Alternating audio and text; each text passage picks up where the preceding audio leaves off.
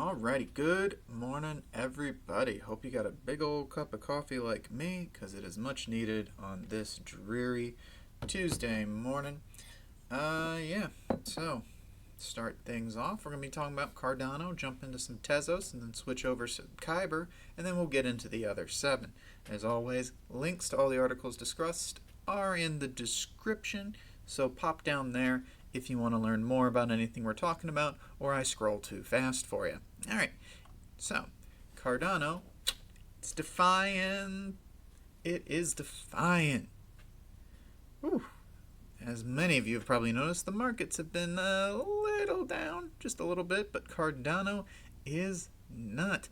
The time this dude wrote it, Cardano's trading at 3.5% above its current price. Ooh.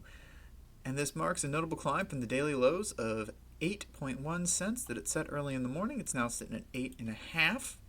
It did drop into the sevens before buyers were able to step up, when everything kind of sagged over the weekend and into Monday.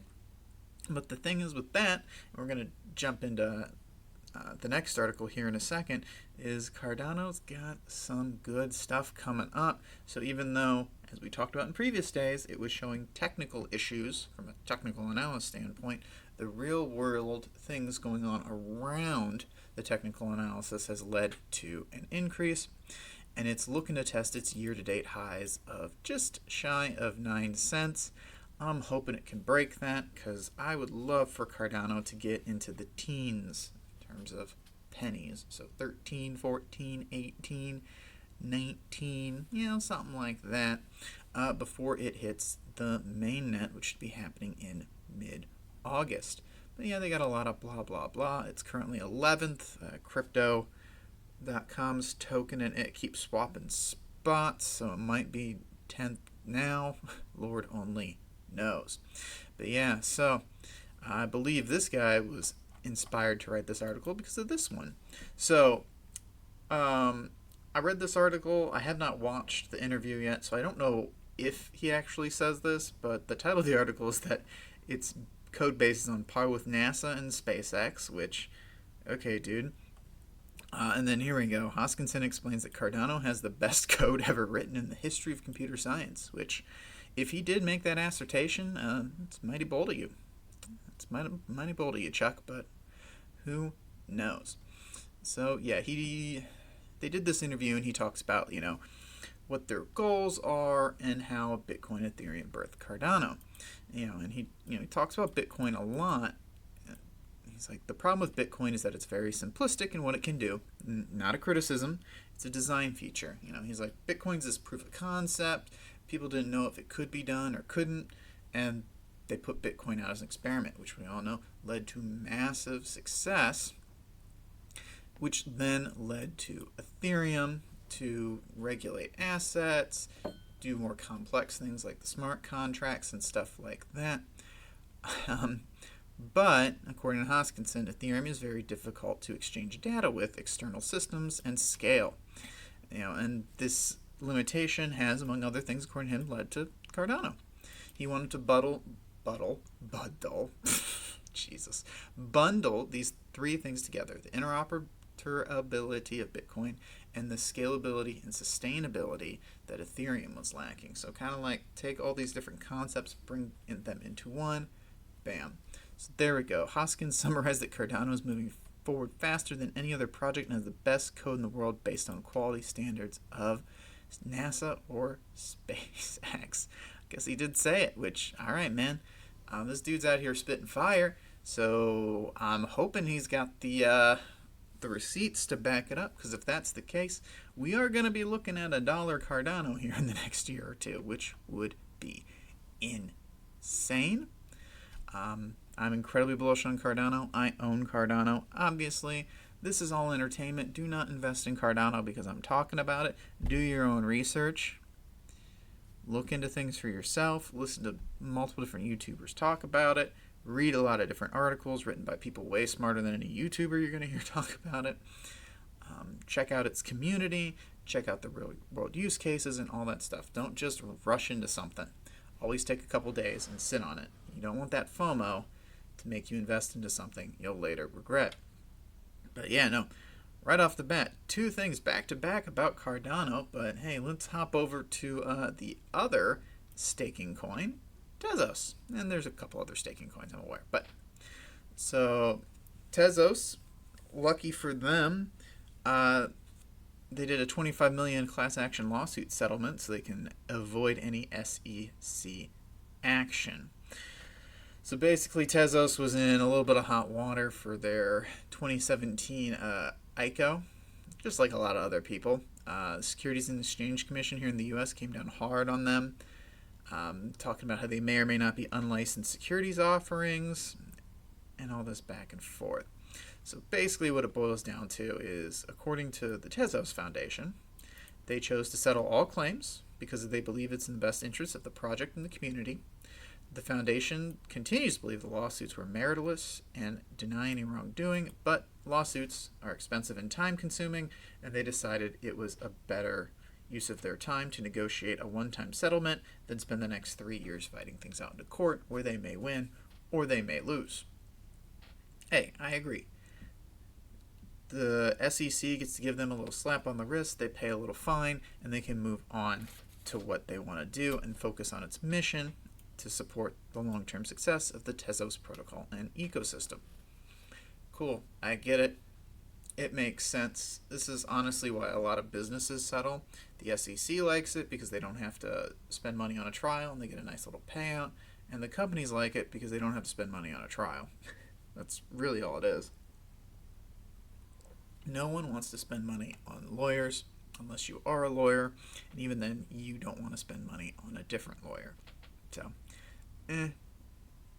but yeah. So, it puts an end to all these class action lawsuits, and it'll prevent any further enforcement action. They get a little qualified immunity because they already paid for their time. So, yeah. It's not bad. But it will be a lesser evil for them. Oh, yeah.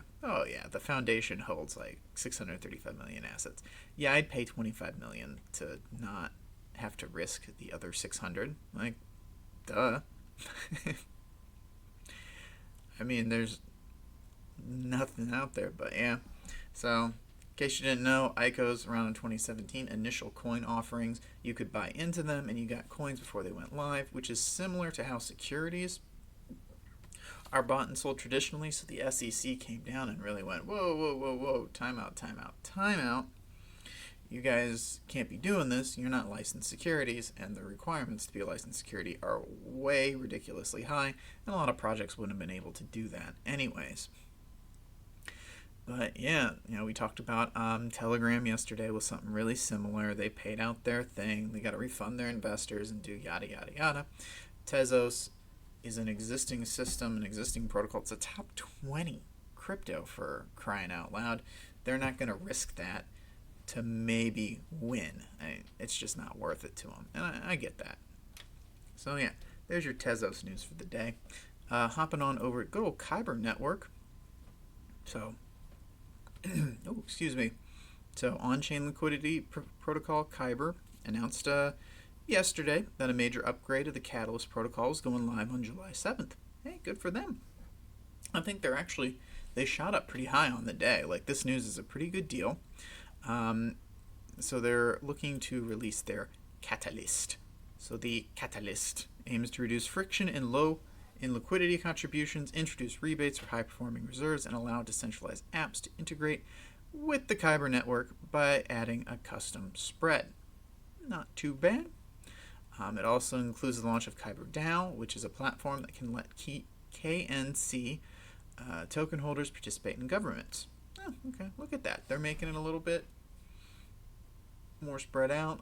I like the governance idea behind it. It's pretty cool. So, yeah, the upgrade in DAO will support 3 key groups: stakeholders, the reserves who provide liquidity, dApps who connect takers to the Kyber protocol, and KNC holders who form the heart of the network. Cool. So look at that. They're looking to increase the number of options, and they're like, oh yeah, we got stuff coming down the pipeline. So I've heard a little bit about Kyber here and there. I will admit I don't have a huge knowledge base behind it, just because it's only started popping up pretty recently, but it looks like they're doing some pretty good things. and coordinating with dApps and DeFi seems to be the winning move right now. We'll see if it turns into a real thing or if this is just a flash in the pan fad. If that's the case, I hope Kyber can adjust, but we'll see. But moving on, we got to talk about some elite hackers.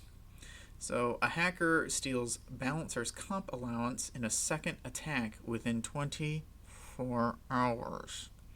Though the second sum isn't as large, they did get away with a $500,000 attack, and less than 24 hours later, they think they came back and got another $2,500, which that's a lot of risk for a hacker. I mean, whatever.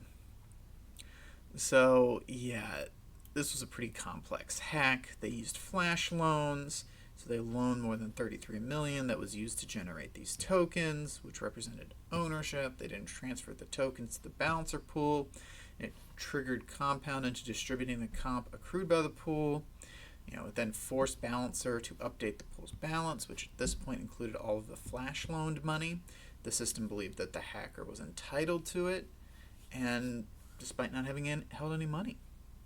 So they did this twice, according to this engineer, Mr. Howe, over at DBank.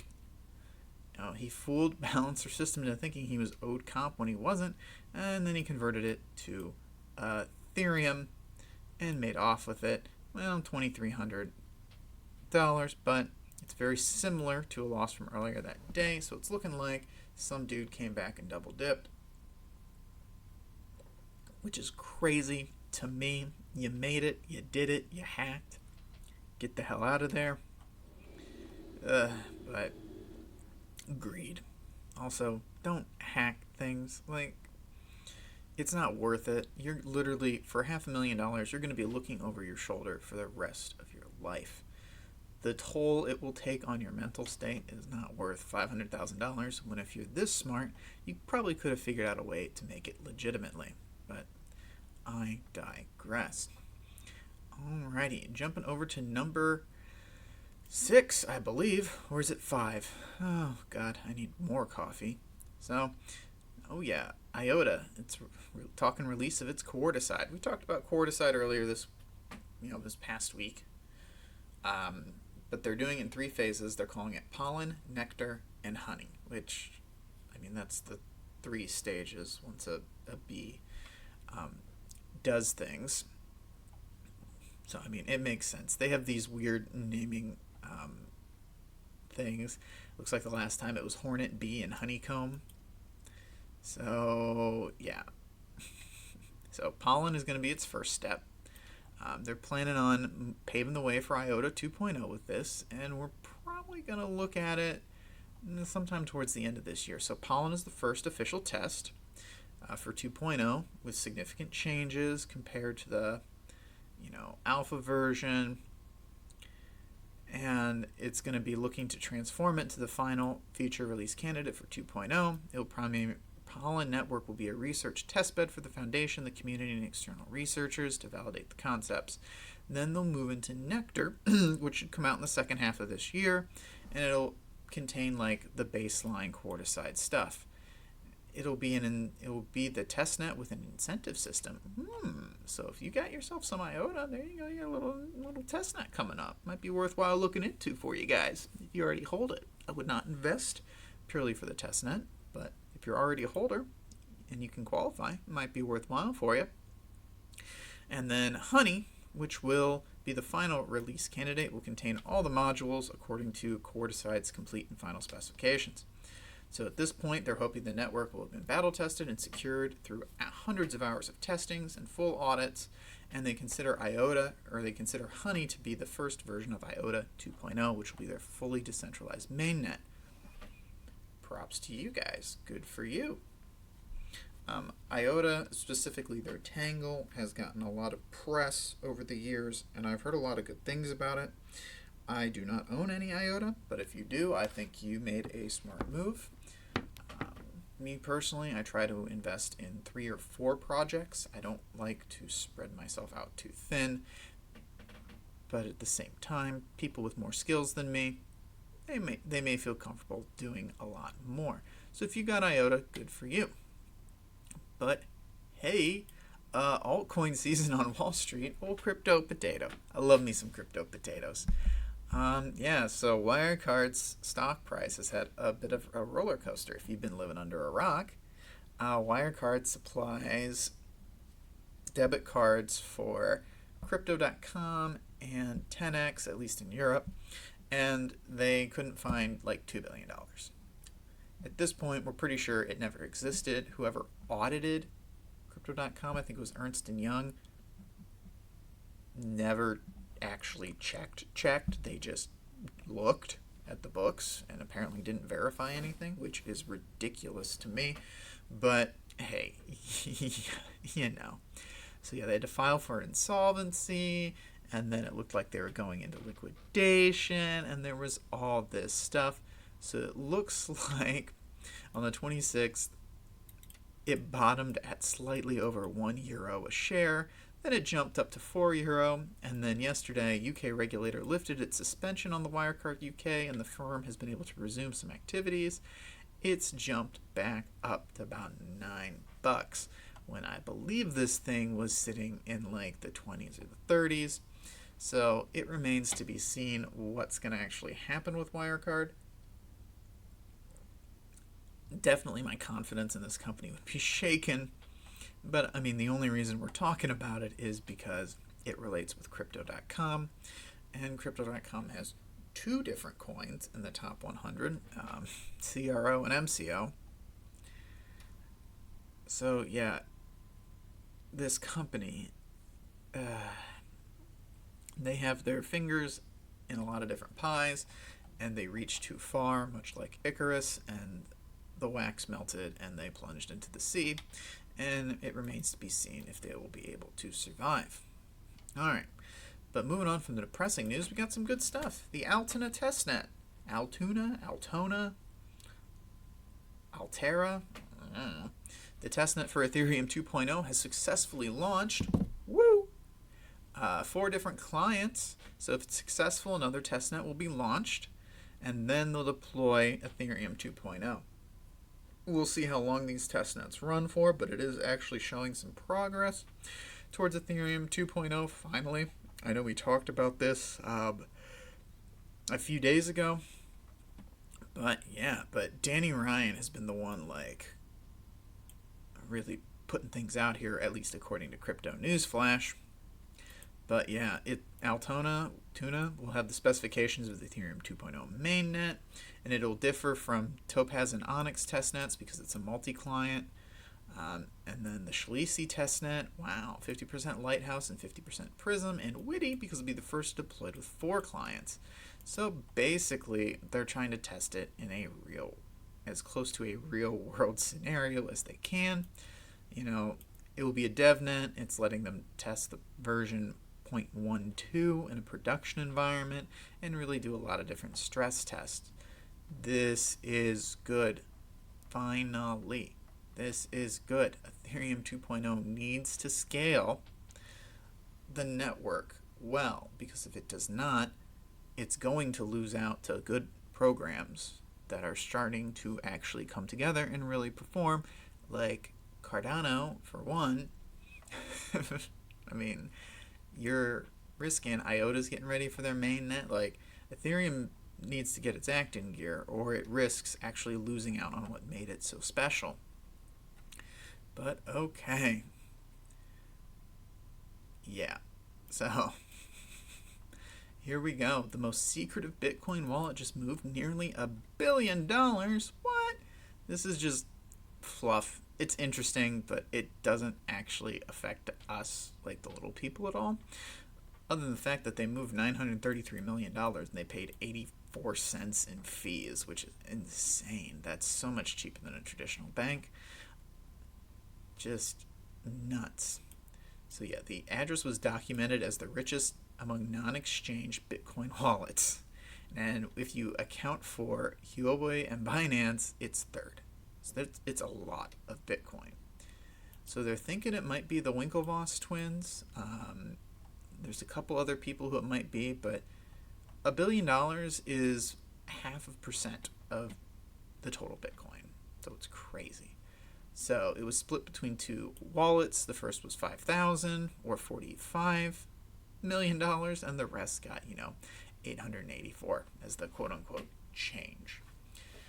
So they're keeping an eye on this wallet. No one really knows who owns it or why they're moving it or doing anything. It would be at this point, if I was a real YouTuber, I could have the Unsolved Mysteries music playing in the background. But I don't. Darn. All right, so moving on to the last article, jumping back over to old Crypto Potato. This is a good example of why cryptocurrencies are superior in some aspects to physical inventory. So coming out of Wuhan, which, it's done a lot for us this year, and it just keeps on giving. So this Wuhan King Gold jewelry had about 83 tons of gold bars, which it used for loans that turned out to be copper. So yeah, it's received loans for over 20 billion won, or $2.8 billion over the past 5 years. But yeah, they were borrowing against these gold bars that turned out to be gilded copper. Yep, the massive scam came to light back in February. The Dongguan Trust, referred to as the Chinese shadow bank, attempted to liquidate the collateral to cover defaulted debt. And to its shock, they discovered, hey, it's not actually gold. What's most shocking is that insurance companies agreed to cover it, and no one had checked on its authenticity in years. And at this point, we don't know, were they always fake?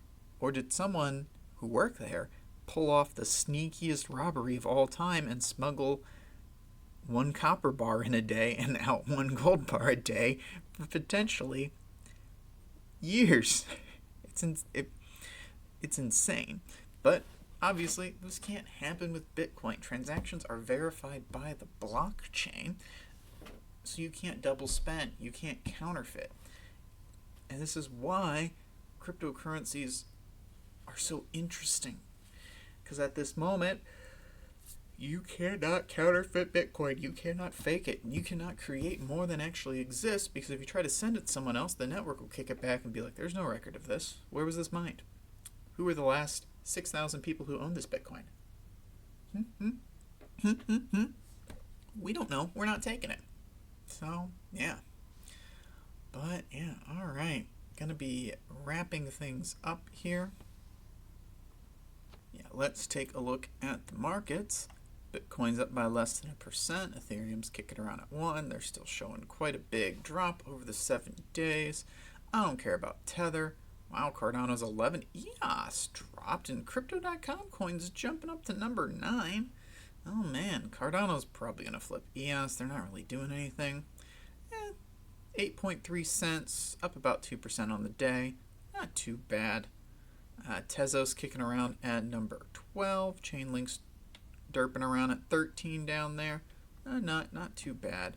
Let's see where good old Kyber Network is floating around. Yeah, up 7% on the day, probably due to that announcement. Sitting at $1.23. That's not too bad. It's really not. So yeah, overall we're in the green. Small gains today make up for the crappy weekend we had. We'll see where things go from here. But hey, at this point, thank you for watching the video.